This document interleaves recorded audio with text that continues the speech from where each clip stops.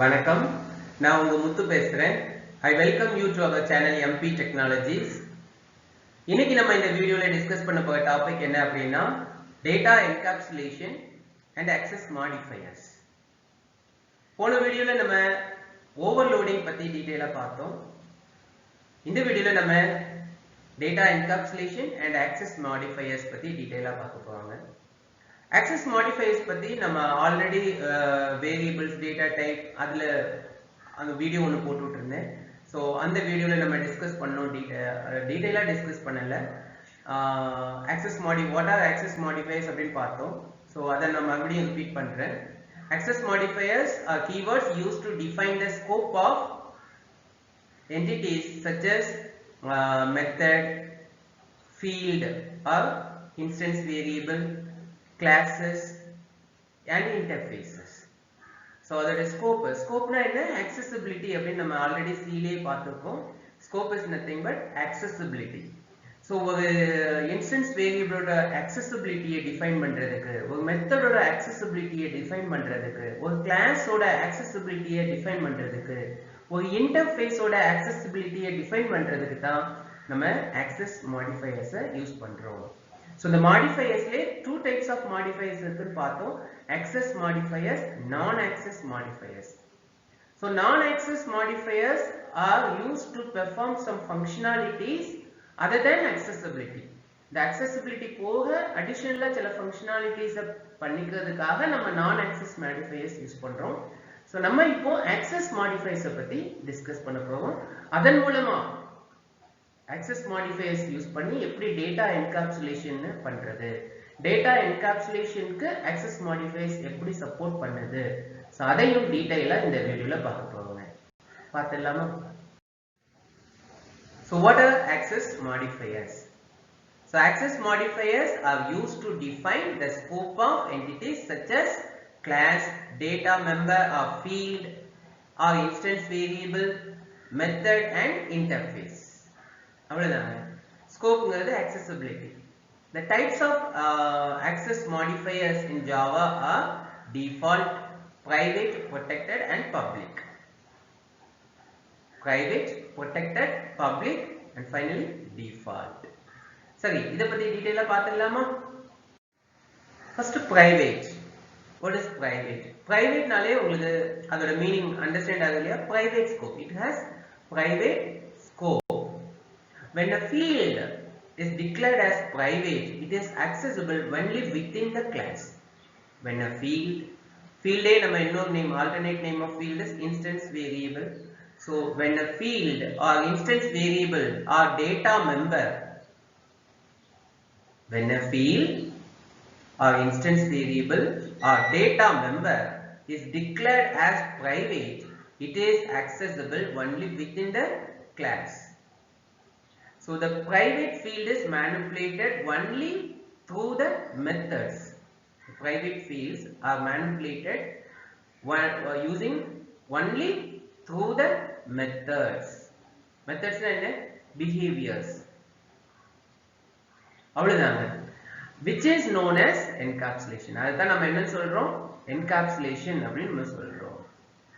So when a field, when an instance variable is declared as private, it is protected from the end user. Then how the outside world access the private members? Through the behaviors only, through the methods only, the private data is manipulated. அவ்வளவுதாங்க, ரொம்ப simple. So when a method is declared as private, it is also only accessible within the class.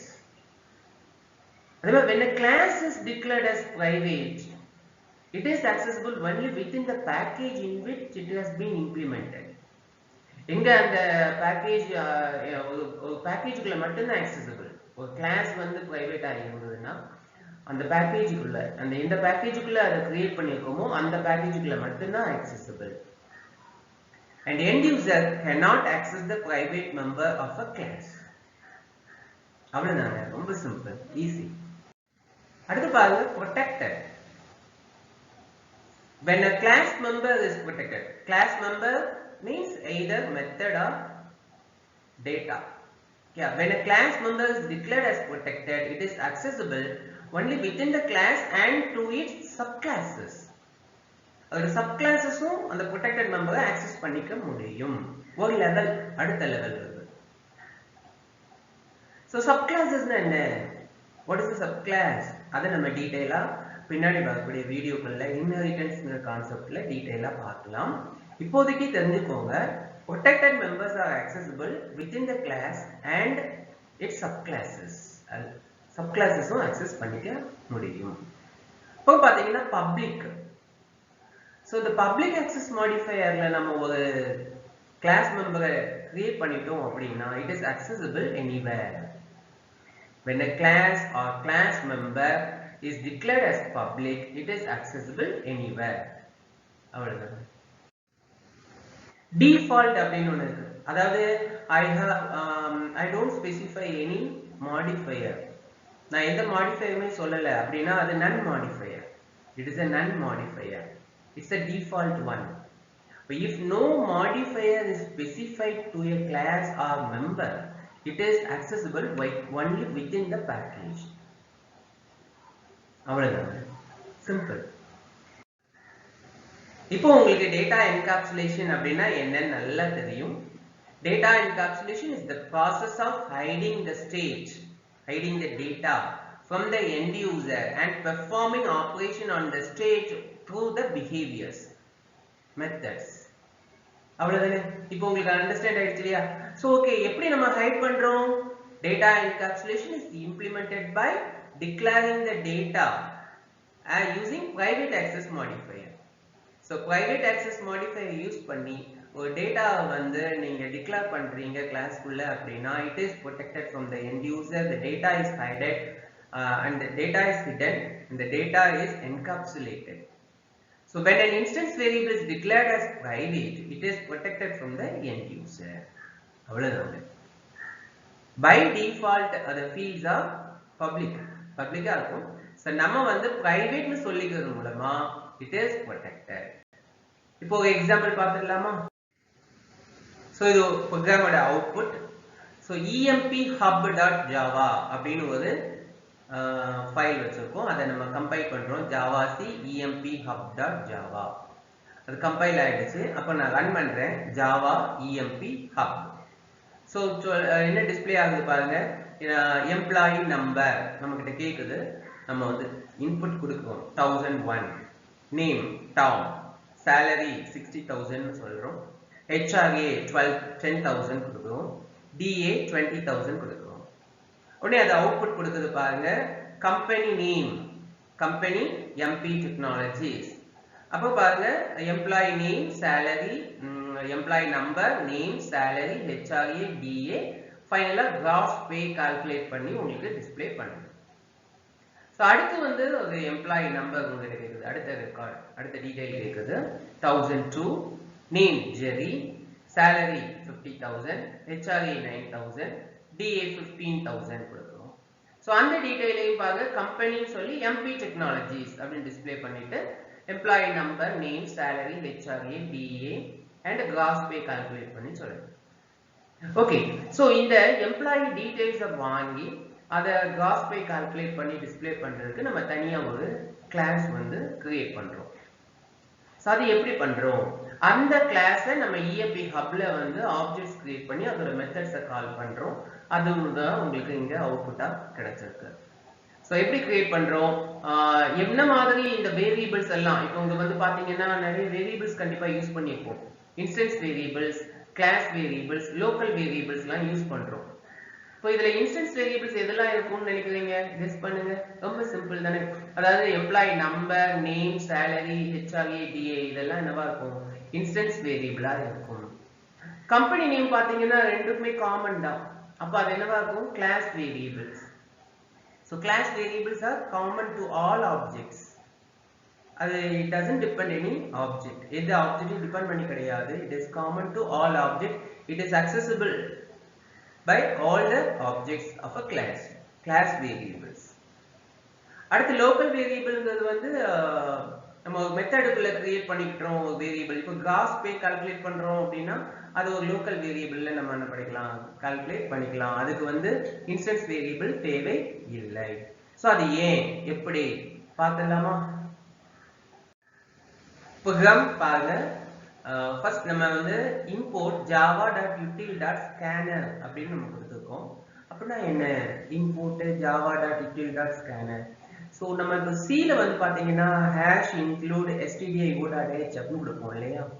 So அது என்னது, inbuilt லைப்ரரியை use பண்ணிக்கிறதுக்காக நான் வந்து header ஃபைல்ஸை include பண்ணுறேன். #includeங்கிற processor pre processor use பண்ணி stdio.h இந்த header ஃபைலை இன்க்ளூட் பண்ணுறேன். வை பிகாஸ் அந்த ஸ்டாண்டர்ட் இன்புட் அவுட்புட் ஃபங்க்ஷன் நான் யூஸ் பண்ணிக்கிட்டேன்னா, இப்போ printf யூஸ் பண்ணுறேன், scanf யூஸ் பண்ணுறேன் அப்படின்னா stdio.h இன்க்ளூட் பண்ணிப்பேன். So அதே மாதிரி Java provides you API, application programming interface, in the form of huge number of libraries. So libraries are having built-in classes. Thousands of built-in classes are there, and we use those classes to develop our applications easily. So நம்ம என்ன types of applications use என்ன type of அப்ளிகேஷன்லாம் develop பண்ணலாங்கிறத நம்ம முந்தின வீடியோக்கள்ல discuss பண்ணோம். நிறைய mobile application வரைக்கும் நம்ம develop பண்ணிக்கலாம். ஸோ அதுக்கு எல்லாமே நிறைய பில்ட்-இன் கிளாஸஸ் அந்த ஜாவா ஏபிஐல இருக்குது. ஸோ அதுல வந்து one of the classes scanner. அந்த ஸ்கேனர் கிளாஸ் எந்த பேக்கேஜுக்குள்ள இருக்கு அப்படின்னா யூட்டில் அப்படிங்கிற ஒரு பேக்கேஜுக்குள்ள இருக்குது. So package na enna already நம்ம discuss பண்ணிருக்கோம். Package is a namespace. It's like a container which consists of built-in classes and interfaces. We can create our own package, user defined package நம்ம கிரியேட் பண்ணிக்க முடியுமா? பண்ணிக்கலாம். அதை நம்ம டீடைலா பின்னாடி வரக்கூடிய வீடியோக்குள்ள பார்க்கலாம். So இப்போ தெரிஞ்சுக்கோங்க, the java.util, the util is a package, scanner is the class name, built-in class. அந்த ஸ்கேனர் கிளாஸ் எதுக்கு யூஸ் பண்ண போவோம் அப்படின்னா யூசர் இருந்து இன்புட் வாங்குறதுக்கு நம்ம யூஸ் பண்ண போவோங்க. அதனால நான் அதை வந்து என்ன பண்ணிட்டேன், இம்போர்ட் பண்றேன். இம்போர்ட்னாலே என்ன, அதோட மீனிங்கே உங்களுக்கு புரியுது இல்லையா? I want to include the class in my program. So import java.util.scanner. Util is the package name. So java.util, javaங்கிறது package name, java. அதோட sub package util. So java.util.scanner. அப்ப scannerங்கிற ஒரு கிளாஸ் இருக்கு, அந்த கிளாஸை நான் யூஸ் பண்ணிக்க போறேன்னு சொல்லியாச்சு. ஃபைன். இப்போ பாருங்க கிளாஸ் EMPன்னு ஒரு கிளாஸ் கிரியேட் பண்றோம். இங்க பாருங்க this is very important. Private int envo, private string ename, private int esal, private int hra, private int da. So இது எல்லாமே என்னதுன்னா instance variables, fields, data member னு சொல்லலாம். So இது எல்லாமே வந்து பாத்தீங்கன்னா field instance variables. இன்னொரு பண்ணிக்கோ பாருங்க, static string cname. static நாலே அது என்னதுன்னா class variable. பாருங்க, அதாவது if a variable is declared outside of a method but inside of a class as static, கிளாஸுக்கு உள்ள மெத்தடுக்கு வெளியே ஒரு வேரியபிளை ஸ்டாட்டிக்னு டிக்ளேர் பண்றீங்க அப்படின்னா that variable is considered as a class variable. It doesn't depend any object. It is common to all objects and it is public scope. It has public scope. பாருங்க, static string cname. ஏன்னா நாங்க வந்து எந்த modifier சொல்லியிருக்கோம்னா இல்ல, அப்போ அது என்னது, no modifier, default modifier. ஓகேயா? default by default the members are public அப்படின்னு நான் சொன்னேன் இல்லையா? சோ பாருங்க, இப்போ static string cname இது என்னது, class variable. சோ இந்த வேரியபிள்ஸ் எல்லாத்தையும் நம்ம என்ன பண்ணியிருக்கோம், என்கேப்சுலேட் பண்ணியிருக்கோம். envo, ename, esal, hra, da எல்லாம் நம்ம என்கேப்சுலேட் பண்ணி பிரைவேட்னு சொல்லிட்டோம் இல்லையா? சோ அடுத்து பாருங்க, input emp, public void input emp ஒரு மெத்தட் டிஃபைன் பண்றோம். சோ இந்த மெத்தட்ல என்ன சொல்றோம் பாருங்க, scanner அந்த கிளாஸை நான் யூஸ் பண்றேன். scanner c is equal to new scanner system.in. so scanner class is used to read values from the source, that source is system.in ங்க சொல்றேன். அதுக்கு பதிலா நீங்க ஒரு வேரியபிள் நேம் சொல்லலாம், அந்த வேரியபிள் இருந்து வேல்யூ எடுக்கும். இல்ல ஒரு ஃபைல் நேம் சொல்லலாம், அப்படின்னா அந்த ஃபைல்ல இருந்து வேல்யூ ரீட் பண்ணும். So scanner is a class used to read input from a particular source. The source may be a variable or file or standard input device. நம்ம இங்க சொல்லியிருக்கிறது system.in அப்படின்னா standard input device. So standard input deviceல இருந்து என்ன பண்ணுது, இது input read பண்ணிக்க போகுது. It is going to read, it helps to read input. Scanner class helps to read input. Okay, இப்போ பாருங்க system.out.print employee number envo is equal to c.nextInt. So next int is the method of scanner class. Scanner classல நிறைய method இருக்கு. next int, next byte, next boolean, next long, next float, next line, அந்த மாதிரி நிறைய methods இருக்குங்க. So அதுல வந்து நம்ம இப்போ next int, next ரெண்டையும் யூஸ் பண்றோம். next int வந்து என்ன பண்ணும்னா reads the integer value from the standard input device. இங்க நம்ம system.in கொடுத்திருக்கிறதுனால அது வந்து standard input deviceல இருந்து integer ரீட் பண்ணும். next ன்னு சொன்னீங்கன்னா அது ஒரு string ரீட் பண்ணி ரிட்டர்ன் பண்ணும். சோ ரீட் பண்ணி நமக்கு ரிட்டர்ன் பண்ணி தரும், ரிட்டர்ன் பண்ணும். சோ இங்க பாருங்க, இப்போ c.nextInt அப்படின்னா என்ன பண்ணும்னா நம்மகிட்ட இருந்து ஒரு இன்டிஜர் ரீட் பண்ணி ரிட்டர்ன் பண்ணும். அதை எங்க வாங்குவோம், envo ல வாங்குவோம். envo இது இந்த கிளாஸோட மெம்பர். சோ அது இது பிரைவேட் ஆகிறதுனால மெத்தட்க்குள்ள அக்சஸ் பண்ணிக்கலாம். நான் சொல்லியிருக்கேன் இல்லையா, if a class member is private, it is accessible only within the class. The state is manipulated only by the behaviors. Behaviors are methods. அப்போ methods can manipulate the state, private states. So இங்க பாருங்க envo is equal to c.nextInt. அடுத்து பாருங்க name வாங்குவோம், ename is equal to c.next. salary வாங்குவோம், esal is equal to c.nextInt. hra வாங்குவோம், hra is equal to c.nextInt. da வாங்குவோம், da is equal to c.nextInt. So input எல்லாம் வாங்கிட்டோம். அப்ப இங்க இந்த வேரியபிள் எல்லாத்துலயுமே, அதாவது இன்ஸ்டன்ஸ் வேரியபிள்ஸ் எல்லாத்துலயுமே வேல்யூஸ் வாங்கியாச்சு. பப்ளிக் வாய்ட் அவுட்புட் emp இன்னொரு மெத்தட் வச்சிருக்கோம் இந்த கிளாஸ்க்குள்ள, அவுட்புட் emp. சோ இங்க பாருங்க int gpay, அதாவது gross pay கால்குலேட் பண்றதுக்கு ஒரு variable. it is a local variable. So இங்க பாருங்க gpay is equal to esal plus hra plus da. இந்த மூணையும் கூட்டி gross pay கால்குலேட் பண்ணிட்டு சோ அத டிஸ்ப்ளே பண்ற process ஒண்ணுமே இல்ல. system.out.println company plus cname. பாருங்க company name நம்ம டிஸ்ப்ளே பண்றோம். இப்போ cnameல ஏதாவது வேல்யூ இருக்கா, இல்ல. எங்க கொடுக்க போறோம், நம்ம அது வந்து கிளாஸ் வேரியபிள் இருக்கிறதுனால, பப்ளிக்கா இருக்கிறதுனால நான் வந்து கால் பண்ற இடத்துல, இன்வோக் பண்ற இடத்துல கொடுக்க போறேன்.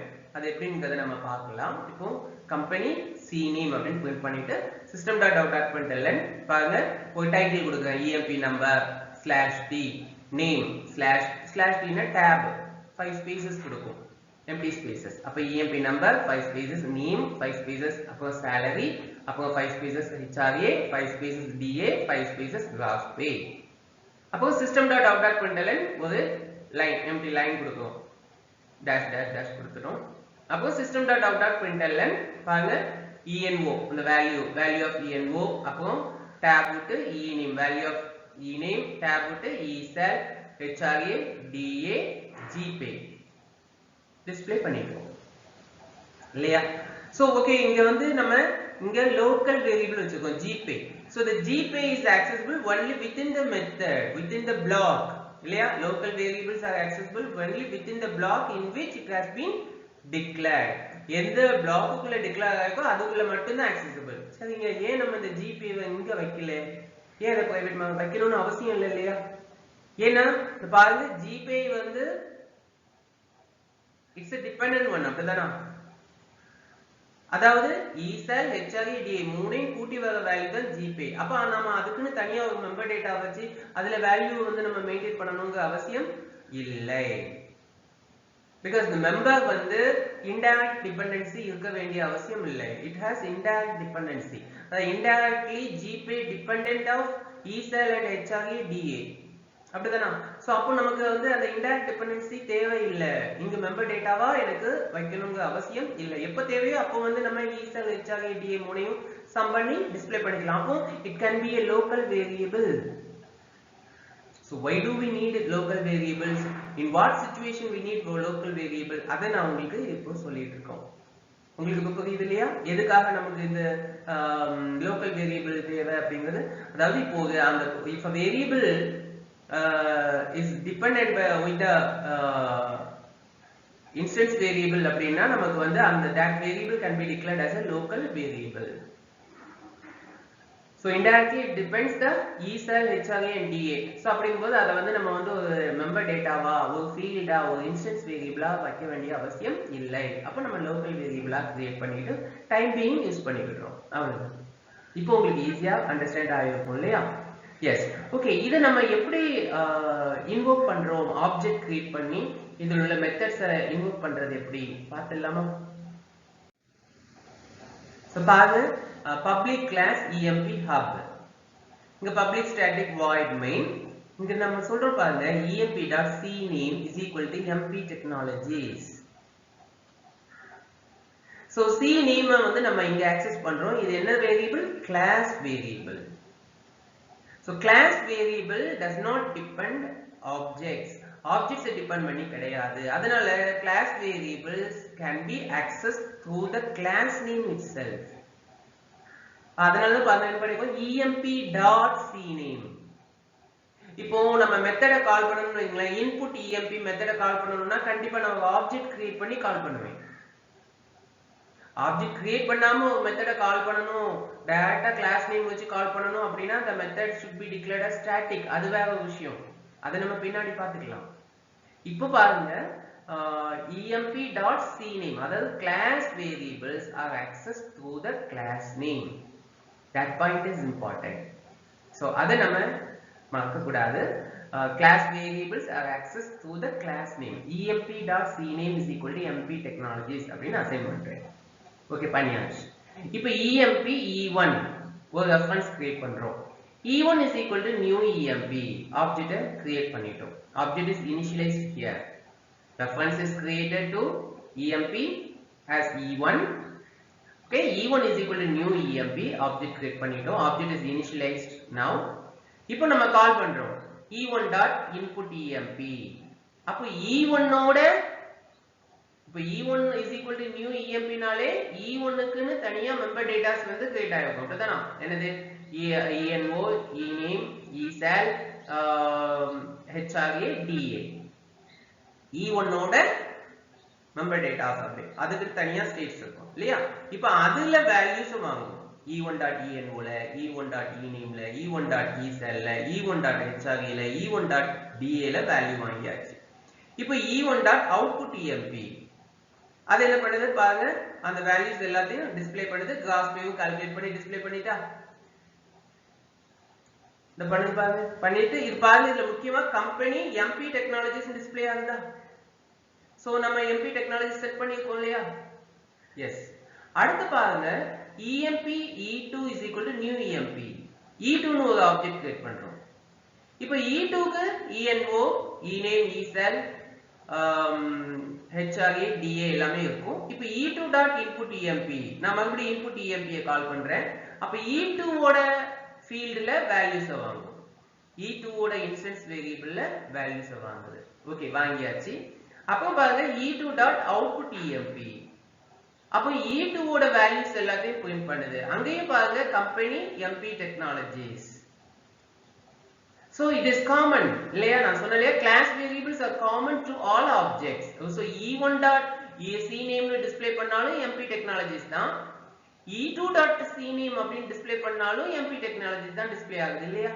உங்களுக்கு இப்போ புரியுதா? class variables are common to all objects. But e1.emp number envo னா 1001, e2.envo னா 1002 இல்லையா? எஸ். அதே மாதிரி பாத்தீங்கன்னா லோக்கல் வேரியபிள் நம்ம என்ன வச்சோம்? gpay அப்படின்னு லோக்கல் வேரியபிள் கிரியேட் பண்ணோம். இப்போ பாருங்க, இங்க ஒரு லைன் கொடுக்கலாமா, இப்படி கொடுக்கலாமா அப்படின்னா நோ. system.order பண்ண எம்ப்ளாயி நம்பர் e1.envo நான் can I access the private member of the class through the object? No, never. because data is encapsulated. Data is hidden. ENO is not accessible here because it has been encapsulated, because it has been declared as private. Private members are not accessible outside of the class body. So இப்போ உங்களுக்கு ரொம்ப clear-ஆ understand ஆயிருக்கும் what are access specifiers and what are the responsibilities of each access specifier, and what is data encapsulation, what is class variable, and why do we need class variable, and what is local variable. இது எல்லாமே உங்களுக்கு ரொம்ப clear-ஆ understand ஆயிருக்கும்னு நம்புறேன். என்னோட இந்த video உங்களுக்கு பிடிச்சிருந்ததுன்னா please like பண்ணுங்க, ஷேர் பண்ணுங்க, மறக்காம subscribe பண்ணுங்க. நன்றி.